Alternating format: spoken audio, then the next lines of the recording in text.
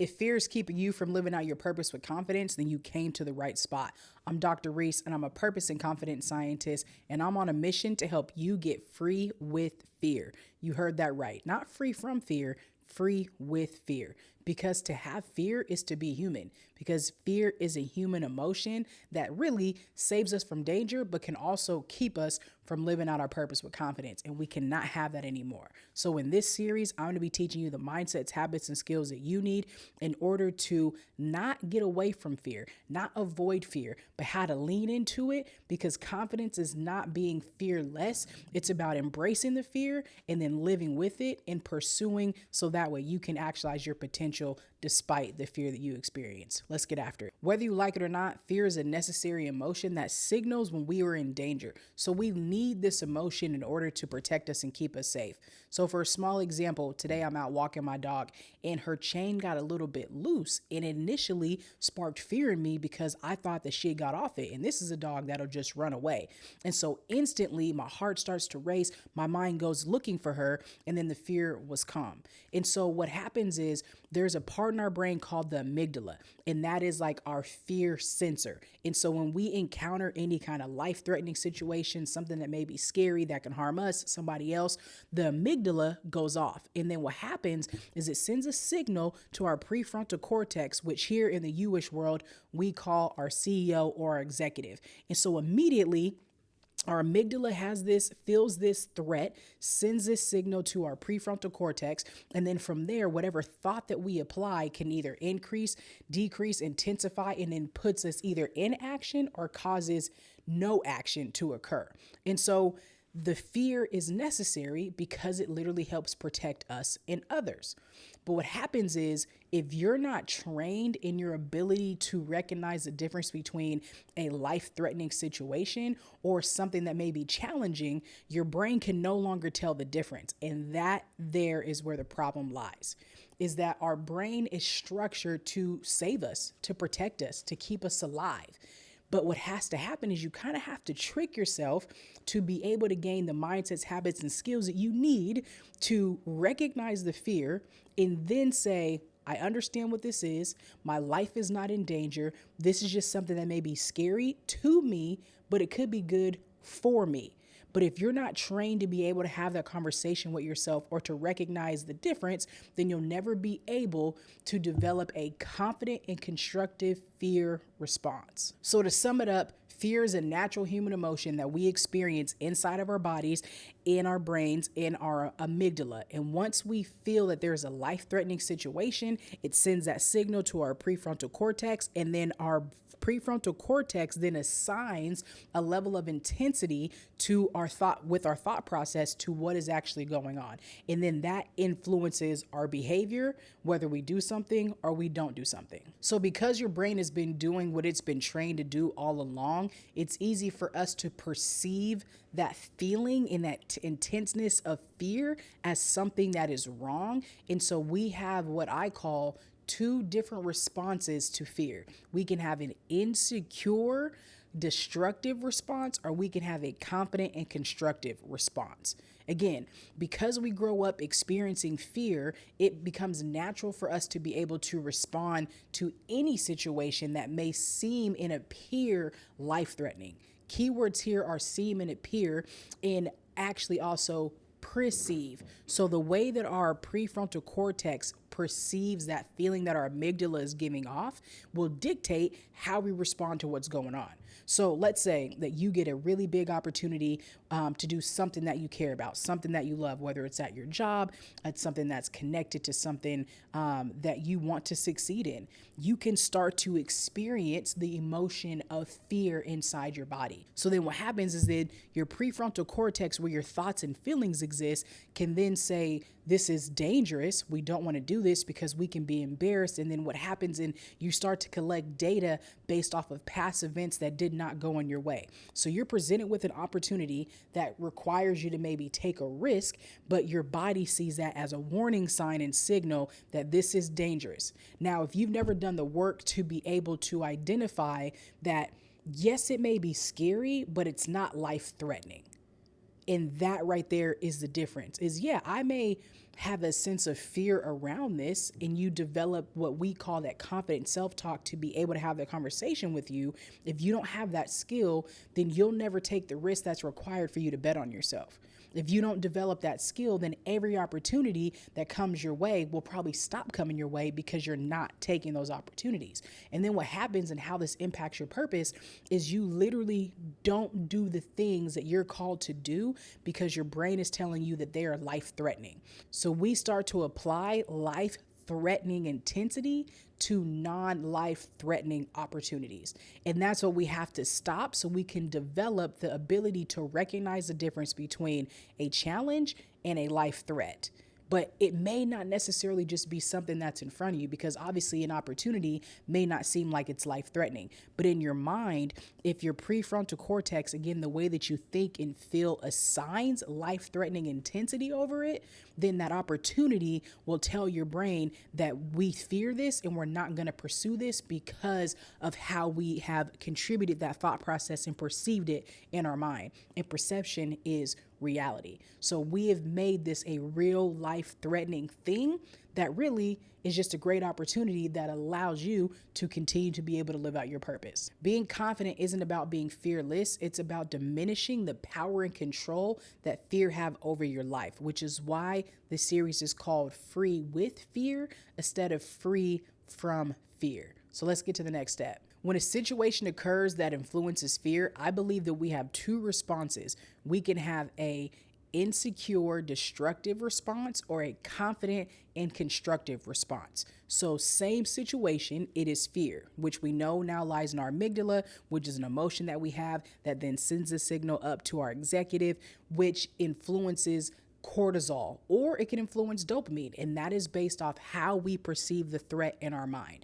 So when we have that insecure, destructive feeling, that is in alignment with influencing stress and cortisol because we perceive it as life-threatening. When we have that constructive, confident response, that is connected to dopamine and perceiving it as a challenge. An insecure, destructive response can lead to anxiety and worry or avoidance, again, increased stress and spiral, and can put you in a cycle of analysis paralysis, all because we perceive the situation as life-threatening. It puts us almost in a survival mode state, which your brain is doing its job, protecting you. But if we're going to develop the skill of having a confident and constructive response, which allows us to respond with hope, motivation, optimism, which develops our confidence, our resilience, and our self-efficacy, then we have to be able to get to the root of our fears in the first place. Now, before we get to the nuances of these responses, I want to talk about why I've labeled them insecure, destructive, and confident, constructive. When you think about the foundation of anything, if the foundation of something is not secure, then it's fragile and it's faulty, and it has the inability to carry something, which is why it's opposite of confident, because confident is secure. But if we go backwards and we think about how insecure and destructive go hand in hand, if we are having a insecure, destructive response to something, anything that is destructive breaks down. So if we have a insecure response to something that could be good for us, to not taking chances, to not betting on ourselves, to not picking up on these opportunities and taking risks, then it's literally destroying our purpose. And so if your response to fear destroys your purpose, then it is an insecure, destructive response to fear. Now, on the opposite side, you have a confident, constructive. And what does constructive do? Construction builds things up. And so the more that you're able to train yourself in developing a confident, constructive response to fear, that allows you to develop, again, your self-efficacy and to be able to live out your purpose and to put your gifts out and to add value to other people. Because confidence adds and security subtracts. So in this series, my mission is to help you get free from fear. And 3 of the things that I want to help you do is, number 1, increase your self-regulation. Because fear is a normal human experience that is necessary to protect us from all types of dangers. But we have to be able to recognize what kind of danger is this, and is it really a threat to my life or somebody else's life? Because not every situation determines or deserves the same amount of energy. And that requires a skill, a mindsets and habits that we have to put into action and we have to rep over and over in order for our brains to be rewired to not see everything as a threat.